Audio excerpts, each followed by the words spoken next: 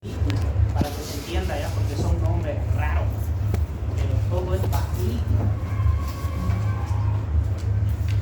Es la reina de las reinas, ¿no? ¿Han escuchado hablar de la arteriosclerosis? Es la primera causa de infarto, agudo de miocardio, ¿no? Trombosis en arteria. ¿Quiénes se presenta la arteriosclerosis, chicos? Se presenta en hipertensos, en diabéticos, o sea, síndrome metabólico. ¿Saben qué es un síndrome metabólico, no es? Paciente hipertenso, paciente diabético, paciente dislipidémico, paciente con una cintura abdominal mórbida. ¿No vieja?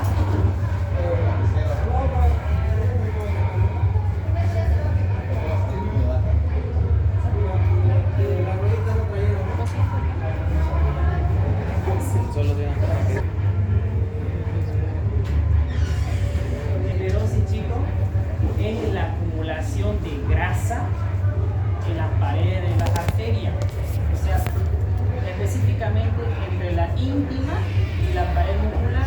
Ustedes saben que la arteria tiene tres capas, ¿no? La capa interna, la media y la externa, ¿no es? Estas grasas se va a estar acumulando entre la capa interna, o sea, la íntima, y la capa media, o sea, como un sandwichito. Ahí se introduce, ahí se mete.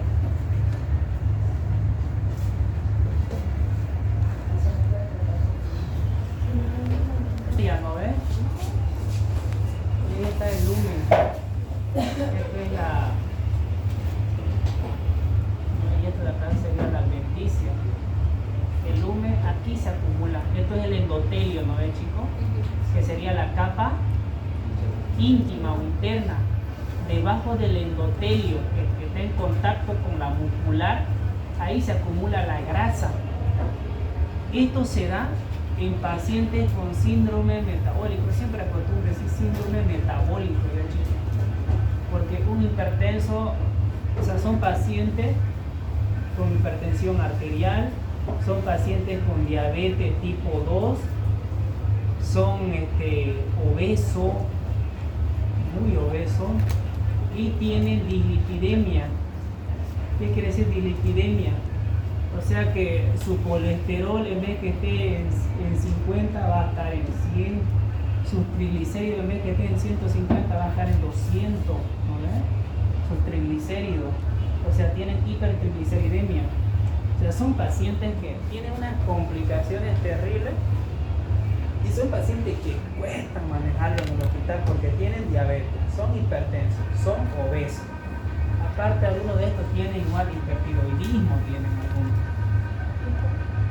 No, es muy raro, siempre predomina el hiper. El hipo predomina cuando te operan. Cuando te operan de hipertiroidismo siempre te lo sacan la glándula, quedas como hipo. Eso es lo que. ¿Lo ven aquí? Se acumula de grasa. Y si se va acumulando de grasa, ¿qué va a pasar con el lumen? Se va a ir achicando, ¿no?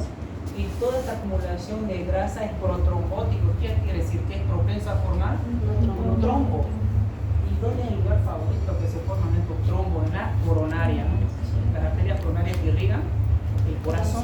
Por eso es que estos pacientes gorditos, diabéticos, hipertensos siempre son propensos a... Bueno, son los primeros que llegan a tener un infarto agudo miocardio, ¿no? Esa es la arteriosclerosis, o también se conoce como ateroma. Toda esta placa aquí de grasa que se acumula y que vienen los macrófagos a comerlo. Una vez que los macrófagos lo comen, esta grasita pasa a llamarse célula espumosa y se va llenando ahí. Y es protrombótico. Sí o sí le va a producir un infarto, un trombo o un embolismo. Causa hipertensión arterial. Imagínense si es dislipidémico y aparte tiene hipertensión arterial. ¿Cómo va a ser el flujo de un hipertenso? ¿Va a ser laminar o turbulento? Turbulento, no va a ir, lo va a destrozar y va a envolver el endotelio, el subendotelio, y se activa la cascada de coagulación en instancias primaria, secundaria, se formó el trombo, no pasa más sangre, infarto. ¿No ves? ¿Sí, no ves? Entonces, fisiológicamente se produce en la vejez, cuando vamos envejeciendo, se va haciendo dura, ¿no? Las arterias, ¿qué? Arteriosclerosis, arterial, que le decía arteriosclerosis. La presión arterial en ancianos es un poco más elevada. ¿Por qué va a ser más elevado en el anciano la presión arterial? ¿Alguien me puede deducir por qué, chicos? Fíjense qué dice arriba. Arteriosclerosis, ¿cómo va a estar esa arteria? ¿Cómo va a estar mal esa arteria?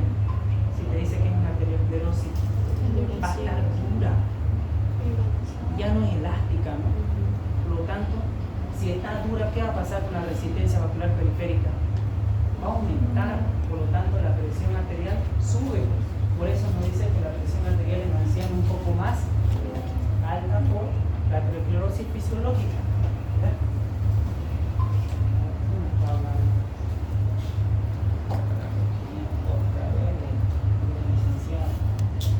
Bien, entonces ya saben que es una arteriosclerosis, ¿no, chicos? ¿Qué es una arteriosclerosis? Acumulación de grasa. ¿Cómo deducen esa palabra? Es un endurecimiento de la arteria. Fisiológicamente será en ancianos y patológicamente en pacientes hipertensos, diabéticos, dislipidémicos, síndrome metabólico. ¿Se entendió, no? Es para que conozcan, chicos, ¿verdad? Luego viene la ¿qué es PAN, chicos? Cuando escuchen hablar en medicina, PAN quiere decir que engloba todo. Por ejemplo, pancitopenia, o sea que todo el hemograma está abajo. Panmielosis, que todos los hemogramas están elevados, o sea, en el propio desonancio vasor. Eso quiere decir PAN, que engloba todo, todo. Por ejemplo, si dice PAN arteritis nodosa, ¿qué es PAN? Todo, arteritis, arterias. Entonces, todas las arterias van a estar, el cuerpo inflamado. Es una vasculitis. ¿Se entiende, no? Estamos hablando de una vasculitis nodosa porque presenta forma de nódulo en las paredes de las arterias. Fíjense, vasculitis sistémica, de ahí la palabra panarteritis nodosa. Sistémica abarca todo, que afecta a arterias de mediano y pequeño calibre, o sea, arterias musculares, la que conocemos por los nombres, ¿no? La bifurcación de la carótida, ¿no? Necrosis fibrinoide, fíjense, dice necrosis fibrinoide. ¿Por qué necrosis fibrinoide? Porque ahí se va a estar activando la cascada de la coagulación para producir la malla de fibrina, la hemostasia secundaria, ¿no? Y se acompaña de infiltración de polimorfos nucleares, formación de microaneurismas. Claro que va a haber aneurismas porque están lesionando esa vasculitis, esa inflamación, está lesionando las paredes del endotelio, lo hace flexible, frágil, y se abulta y se produce el aneurisma. Entonces es una vasculitis de origen autoinmunitario, ¿no? Fíjense, el propio sistema inmunitario está atacando las arterias. Está atacando ¿dónde, chicos? A la pared de la arteria, al endotelio, a las células musculares, al subendotelio, al colágeno que forma la capa media. Y eso produce una inflamación, ¿no? Y eso lleva a la destrucción del vaso y a una acumulación de polimorfos nucleares y se forma un granuloma. De ahí el nombre de nodoso. Y así se presenta, ¿no? Cuando vemos lesiones purpúricas. ¿Qué quiere decir lesiones purpúricas, chicas? Que es una hemorragia subepiteliana. ¿Se acuerdan lo que llevamos de hemorragia? ¿Y por qué hay hemorragia, chicos? Porque hay lesión de los vasos sanguíneos, hay extravasación de sangre, ¿no ven? La enfermedad de Kawasaki lo pregunta bastante el doctor en el examen, ¿ya? ¿Qué es la enfermedad de Kawasaki? Es una vasculitis, para que se entienda. ¿Qué es la panarteritis nodosa? Vasculitis. Estamos hablando de patología del sistema circulatorio, todo lo que tenga que ver inflamación de las arterias. Y todas esas inflamaciones de la arteria, toda esa vasculitis tiene su nombre, ¿no? Fíjense cómo se llama, panarteritis nodosa, y afecta a arterias de mediano y pequeño calibre. Vámonos a la enfermedad de Kawasaki. También es una vasculitis, ¿no? Pero aquí se da en infantes. Fíjense, la enfermedad de Kawasaki siempre precede por una inflamación o una infección viral, chicos. El niño puede tener dengue, puede tener una papera, o un sarampión, o una mononucleosis infecciosa. Y cuando se resuelve ese caso, ese proceso infeccioso, esos anticuerpos que quedaron ahí pueden llegar a atacar al endotelio o al subendotelio. O sea, ustedes tienen que pensar de esta forma, chicos, ¿ya? Todo proceso viral me puede llegar a presentar secundariamente una enfermedad autoinmunitaria. ¿Se entiende? El sistema inmunitario forma anticuerpos para ese virus. Lo elimina, se resuelve, ya no hay virus, pero ese anticuerpo queda. Y ese anticuerpo puede tener una reacción cruzada y atacar al endotelio y producirse una vasculitis, enfermedad autoinmunitaria. Pero son autolimitadas. ¿Qué quiere decir? En un mes, 2 meses, 3 meses se resuelve. Siempre empiecen eso cuando vean un paciente con infección viral, chicos. Siempre asocien eso ya, para que sepan diferenciar de otros compañeros o alumnos. Enfermedad de Kawasaki también se llama síndrome mucocutáneo de ganglio linfático. Obvio, si hay ganglios linfáticos inflamados es una infección, pero aquí nos lleva más a una infección viral. Es una vasculitis, se da en infantes. Obvio, ¿quiénes se presentan infecciones virales? Más en los lactantes, en los niños. Fiebre, si hay fiebre, hay infección. Si yo veo un bebé, un niño, un adulto, mi mamá, mi papá, mi hermano, mi sobrino, si tiene fiebre, hay un proceso infeccioso, chicos. Nunca lo duden. Fiebre es un mecanismo de defensa del sistema inmunitario para poder contener la multiplicación y la división de ese microorganismo. Porque los microorganismos se multiplican a temperatura del cuerpo, ¿no? A 36, 37 grados centígrados. Se multiplica lindo, ese es el ambiente que ellos viven. Pero ¿qué pasa si mi cuerpo sube a 38, 39? ¿Será que se va a poder multiplicar ese microorganismo? No. Sí, un poco, pero le va a cortar. Entonces, ¿qué está haciendo el sistema inmunitario? Está conteniendo esa multiplicación de los microorganismos. ¿Se entiende, no es, chicos? Por eso, si ustedes ven fiebre, es lógico, está un proceso infeccioso. Si ya con los laboratorios o con la clínica, ustedes pueden decir si es viral o inflamatorio o bacteriano para hacer su tratamiento. ¿Ya? Esas cositas tienen que manejarlo, ¿ya? Entonces, etiología, autoanticuerpo afecta a cualquier arteria, cura automáticamente, dice, ¿no? Entonces, ¿cuál es la etiología? Autoanticuerpo dirigido contra el endotelio vascular, contra las arterias, pero precede de una infección viral. ¿Se entiende?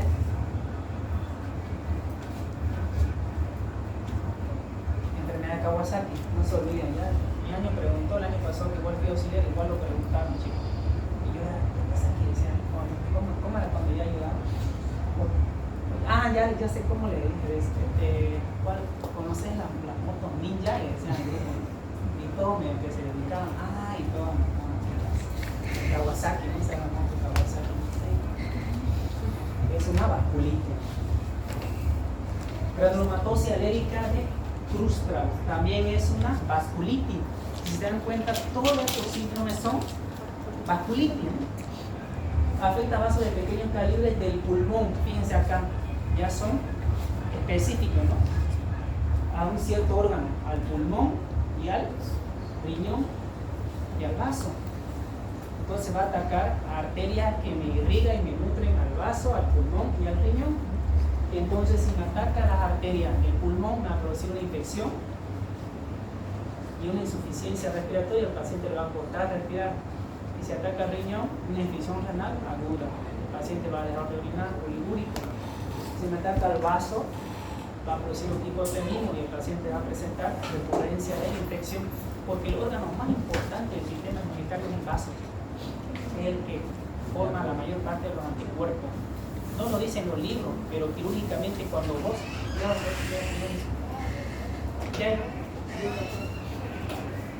Algo que ustedes deben saber, chicos. Quirúrgicamente cuando se saca el vaso, el paciente a la primera semana presenta sepsis. Por eso los cirujanos dicen que el vaso es el principal órgano inmunológico que se encarga de formar anticuerpos y es donde se ubica el sistema retículo endotelial, o sea, el sistema macrófago. Se puede vivir sin el vaso, pero a punta de vacuna. Un paciente que se sacaron el vaso, mayormente se produce por accidente de moto y de tránsito, choque o un puñete fuerte. Si no se vacuna, le da sepsis y muere.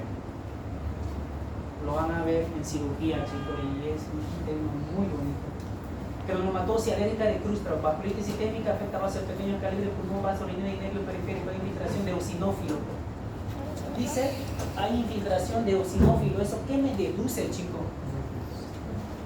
¿De qué se encarga el eosinófilo? ¿Cuál es su función del eosinófilo? Alérgica y parasitaria, pero en este caso, ¿qué te dice el título? ¿Qué te dice el título? Alérgica. Alérgica. Entonces, ¿quién aquí está produciendo esa vasculitis? El eosinófilo. ¿Se entiende, no? Fíjense que aquí vean todo, ¿no?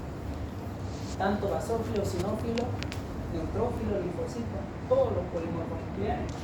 Y aquí solo hay uno que está comprometido, por eso se llama alérgica, porque solo se está activando el eosinófilo. Formación de granuloma. Obvio, pues chicos. Ustedes saben que una inflamación, hombre, forma un granuloma. A ver, Joana, ¿por qué se forma un granuloma? ¿Saben qué es un granuloma? ¿Saben qué es un granuloma? ¿Les expliqué? Chicos, cuando el sistema inmunitario no logra vencer al agente biológico, lo que hace es formar una cápsula, lo encapsula. A eso se llama granulomatosis o inflamación crónica. Aquí será que va a poder eliminar un vaso si es propio del cuerpo. No, si no lo puede eliminar, ¿qué va a hacer? Va a formar esos granulomas, va a tratar de encapsularlo ahí. Pero ni siquiera es algo extraño, algo propio de nosotros, pero el sistema inmunitario lo está detectando como extraño, grave, ¿no? Chance de vida muy poco.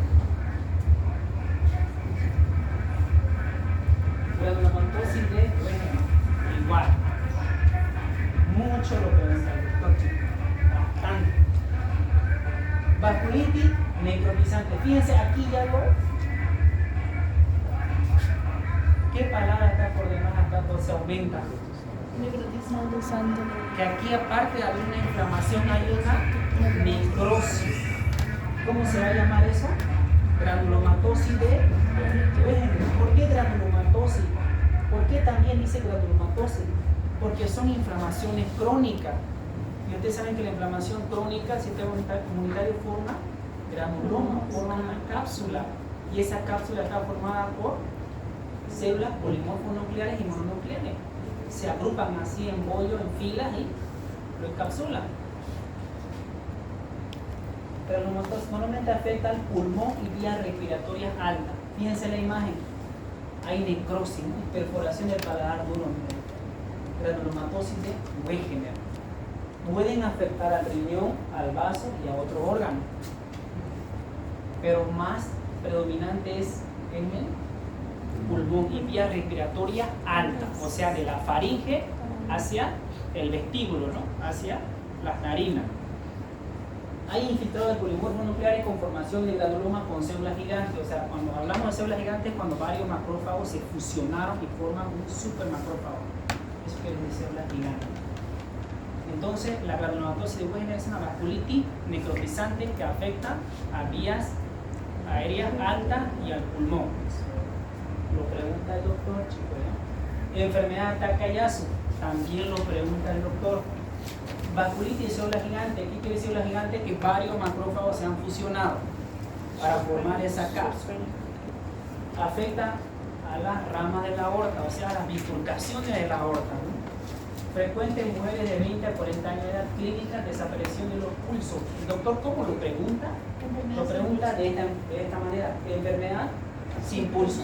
De esa manera te lo pregunta. Pero ¿cuál es el otro nombre? Enfermedad de Takayasu. Cualquiera de esas dos formas te lo pregunta el doctor. ¿Por qué se llama enfermedad sin pulso? Porque como hay una inflamación, y esa inflamación es recurrente y crónica, ¿qué va a pasar con la bifurcación de las arterias de la aorta? Va a comenzar a disminuir el lumen y la sangre va a pasar, pero no pasa el 100%. Por lo tanto, cuando llega esa irrigación al miembro inferior y superior, llega muy poco y ya no se siente el pulso. ¿Y de qué depende el pulso? Depende del gasto cardíaco y la resistencia vascular periférica. La resistencia vascular periférica de acá va a estar disminuida porque ni siquiera llega la sangre. Por eso se llama enfermedad sin pulso, porque cuando pulsamos no se siente el pulso. Porque aquí hay una estenosis por la inflamación en las principales arterias, ¿no? El tronco brachiocefálico, que aquí está la subclavia, la carótida, ¿no? Y acá está la carótida primitiva y se bifurca interna y externa. Todo eso se va a estenosar por la inflamación. Takayasu, no se olviden, la enfermedad sin pulso. Luego tenemos la enfermedad de Raynaud. Lo que tiene es el que está en la cárcel, el gobernador, ¿cómo se llama? Camacho, Fernando Camacho, que tiene esta enfermedad, ¿no? ¿Por qué se da la enfermedad o fenómeno de Raynaud? Se da por una vasoconstricción. Si hay una vasoconstricción, ¿será que va a haber flujo de sangre a la extremidad? No, por lo tanto, ¿cómo se va a volver primero? Pálido. Luego va a sufrir una hipoxia. ¿Y cómo se va a ver? Y luego, como es transitorio, va a volver a su normalidad. Y luego se va a hacer hiperémico por el aumento del flujo de sangre. Eso es el fenómeno de Raynaud, chicos. Es una vasoconstricción de las arteriolas atrás de las extremidades, pero es transitorio. O sea, viene y se va. ¿Ya? Esto lo presenta el gobernador, ¿no? ¿Lo han visto en las noticias? ¿Se acuerdan? Cuando le estaban metiendo preso y dijeron que tenían esta enfermedad. Bueno, acuérdense entonces de esta enfermedad de Raynaud. Esto está fácil, sigue en este orden. Palidez, cianosis y rubicundez. Palidez, ¿por qué? Porque ya se produjo la vasoconstricción, no hay flujo de sangre. Si sigue eso, hay hipoxia y eso se conoce como cianosis. Y luego se resuelve, hay vasodilatación y hay aumento del flujo local y se produce la rubicundez. En esa fase. Van a ver, sale en Facebook, TikTok, si siguen esos canales de medicina, sale, van a ver. Aneurisma. ¿Qué es el aneurisma? Ustedes asimilen que estamos hablando de sistema circulatorio, ¿no? Es un problema de las arterias, Chicos, para que se entienda esto, el aneurisma es una dilatación de la arteria por debilidad de su pared. Se infla como un globo, ¿lo ven? Eso es aneurisma, chicos. Dilatación de la arteria por debilidad de su pared. No hay cómo pelar, no hay cómo olvidarse. Y tiene su forma, ¿no? De acuerdo a cómo se dilata. En fresa, en forma de fresita, ¿no? ¿Esto qué es? Polígono. ¿Dónde se presenta los aneurismas en fresa? Yo tenía un amigo que se murió con esto. Y es el que me dijo: anda a inscribirte, intentarlo. Y gracias a él yo estoy aquí, ¿no? Porque yo nunca, yo estaba trabajando, estaba soldando, yo soldaba, titulado. Y él me dijo: intentarlo, no perdés nada. Y él fue que me animó y vine y me inscribí. Y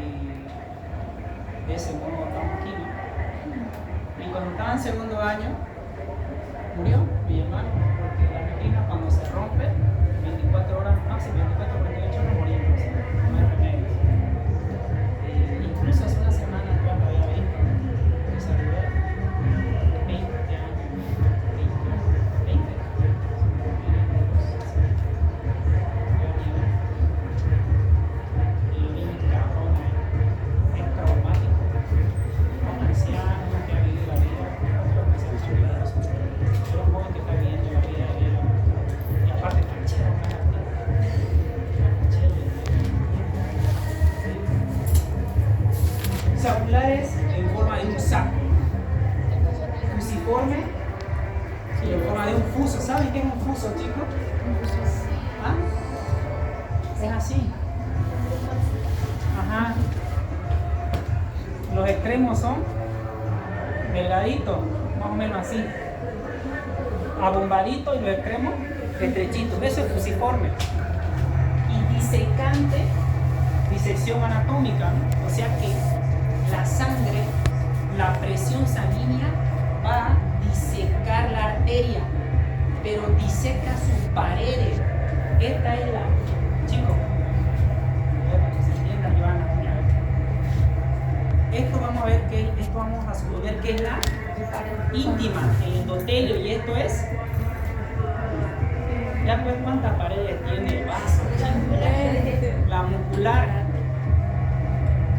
Disecante quiere decir que ese flujo sanguíneo me va a disecar las paredes. Por ahí la lápiz, por ahí así lo diseca, parte, ¿me entiendes? Lo normal es que venga por aquí, no por encima del endotelio, la sangre, ¿no ves? Si entra, entra por ahí, diseca sus paredes. ¿Lo ven? ¿Se ve cómo está disecando? Fíjense, aquí está el verdadero fluido. Fíjense cómo lo diseca. ¿Se entiende, no ves? Pero lo han entendido, ¿no? En fresa, ¿qué es en fresa? Circulares en forma de un saquito. Aquí en forma de un saco. Fusiforme, ¿no? ¿Viste? Los extremos son chiquitos y abultaditos, ¿no? Y disecante es que va a disecar la pared. ¿Dónde se presenta la disecante? En la aorta, chicos. En la aorta descendente y en la aorta abdominal. ¿Y en quiénes se dan esto? Se da en ancianos. ¿Por qué se da en ancianos? A ver si lo han entendido. Porque se endurece la. ¿Por qué se da en ancianos? Porque se endurece la piel. Eso, chicos. Porque las arterias de un anciano están endurecidas, ya no son elásticas. Por lo tanto, son propensas a quebrajarse con la presión arterial. Si dijimos que el anciano fisiológicamente tiene una presión más elevada por la arteria dura, esa misma presión va a disecar a la pared arterial. Peor si tiene hipertensión arterial y no está controlada. ¿Se entiende? Sí. Eso se lo van a vivir en los hospitales, chicos. Y le van a preguntar esto. Dice aneurisma de aorta. Y lo ves ahí, la aneurisma de aorta va desde aquí hasta aquí la disección. Y dice, ¿por qué? Le dice el doctor, ¿por qué se da? ¿Cuál es la causa? Primero, un anciano tiene hipertensión arterial alta fisiológicamente por el endurecimiento de la arteria. Y si está dura la arteria, más propenso a quebrajarse por la misma presión que se está produciendo. Yo le dije eso al doctor y me miró. Mira, uno se siente, ¿no? Que uno por lo menos sabe algo.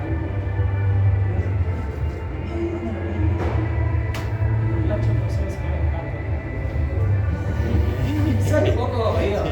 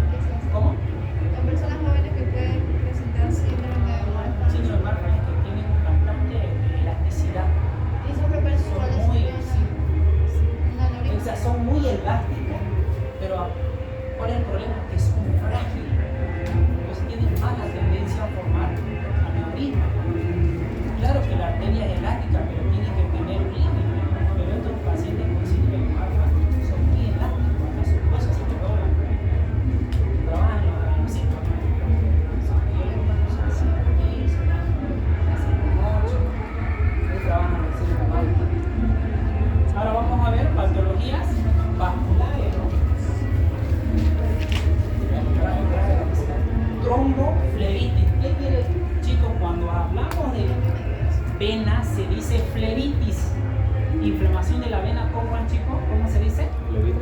Flebitis. Yo lo que quiero de estos temas es que sepan terminología médica, ¿ya, chicos? Porque no se van a aprender todo esto. Pero que sepan qué es una arteritis. Mira, estoy contento, ¿no? Que sepan qué es una flebitis, que sepan diferenciar entre una arteritis y una flebitis, me quedo contento. ¿Ya? O sea, de eso se trata, de tener conocimientos básicos, conceptos. Y si yo les hablo tromboflebitis, ¿qué sería? Arteria. No, estamos hablando de flebitis, ¿qué sería? Solo de la vena. Formación de trombo en la vena más inflamación, porque es ítico, chicos. O sea, hay una trombosis y al mismo tiempo hay una inflamación, ¿entiendes?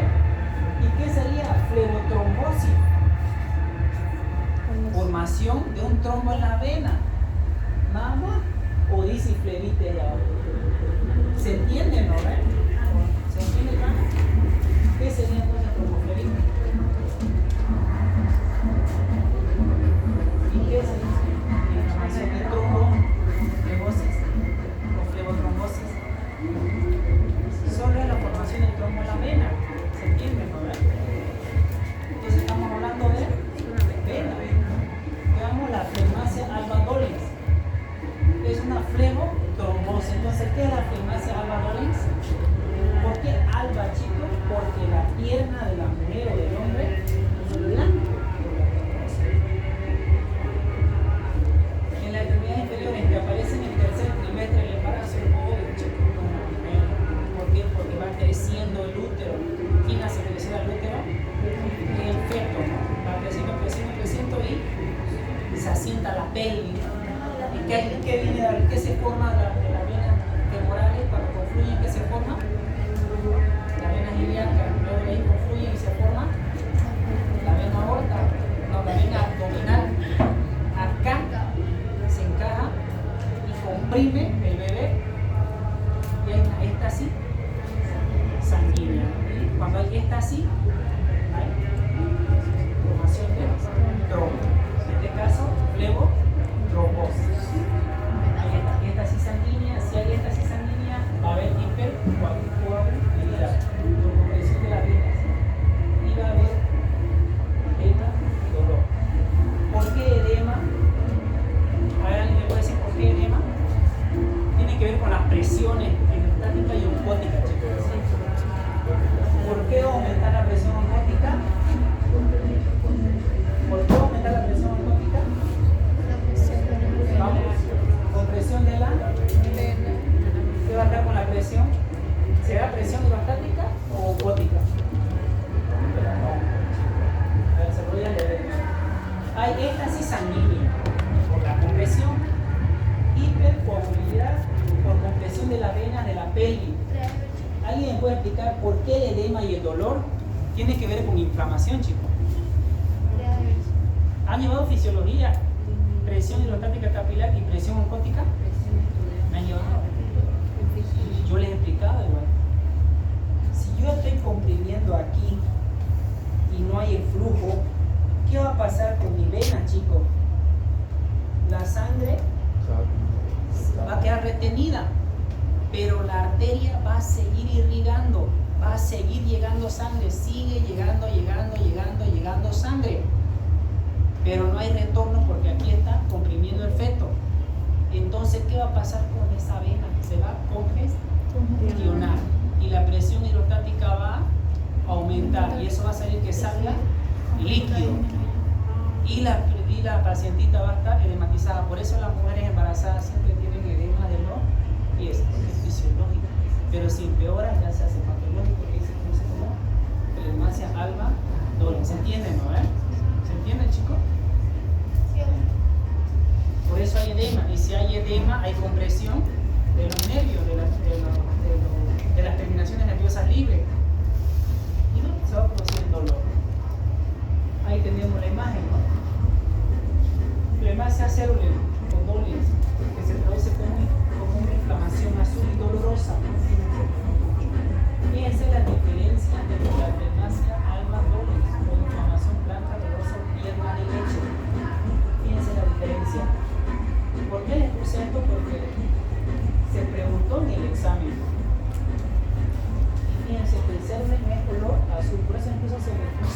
de color azul. Y cómo se presenta la piernita. Fíjense aquí cómo se presenta. Por eso viene de alba, de blanco, célula de azul. ¿Ya? Pero pasé la diáfona, ¿verdad? Luego vamos con el corazón.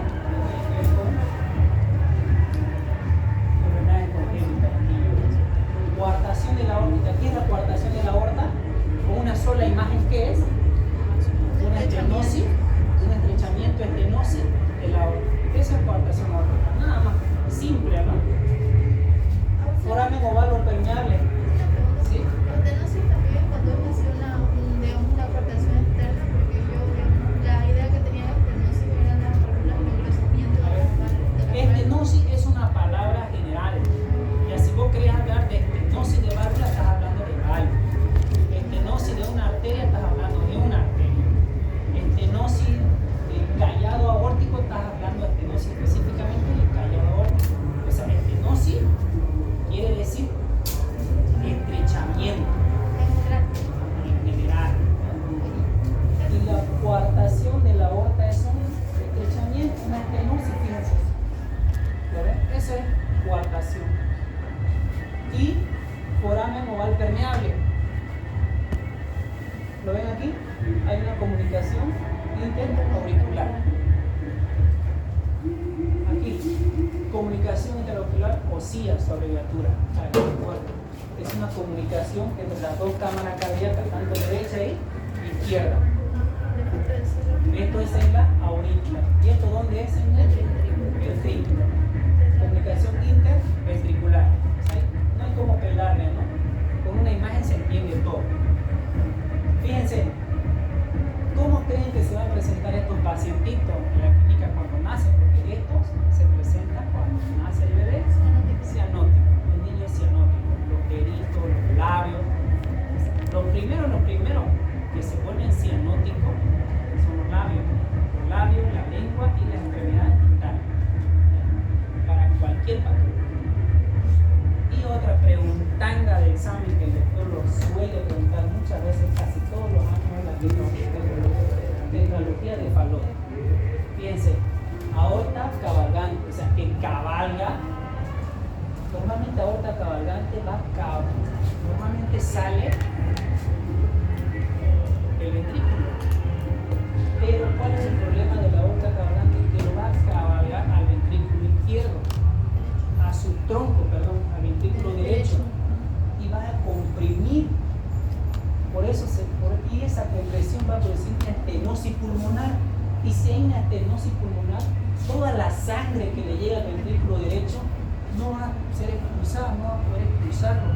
Por lo tanto, como compensación, ¿qué va a hacer el músculo del ventrículo derecho? Se va a hipertrofiar. Por eso dice hipertrofia del ventrículo derecho. Y aparte de eso hay una comunicación interventricular. Esa es la tetralogía de Fallot, chicos, ¿ya? Lo pregunta el doctor bastante. ¿Cuál es la mnemotécnica?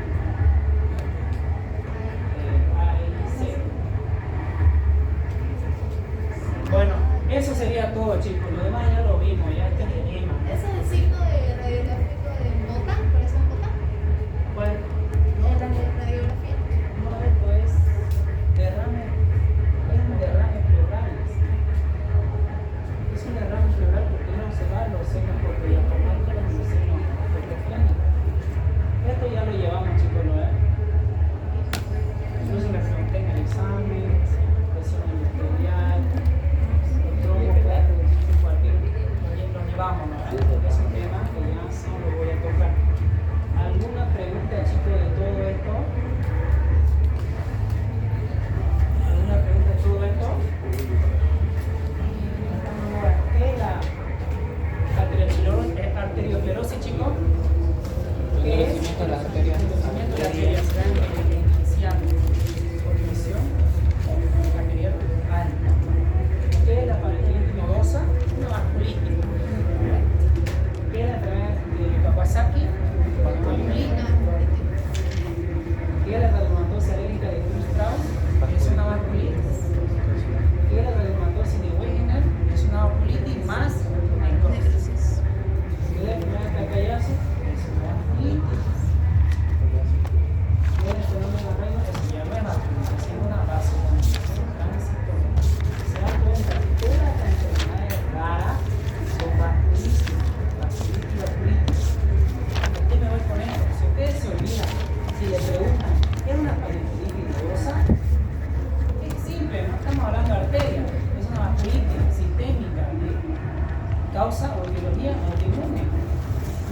no va para todas.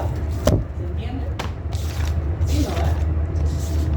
¿Y cómo se dice ya en las venas? Se dice flebitis. Tromboflebitis, formación de un trombo en la inflamación de la vena. Y flebotrombosis o tromboflebosis es formación de un trombo en la vena. ¿Y cuáles son las patologías más que se presentan?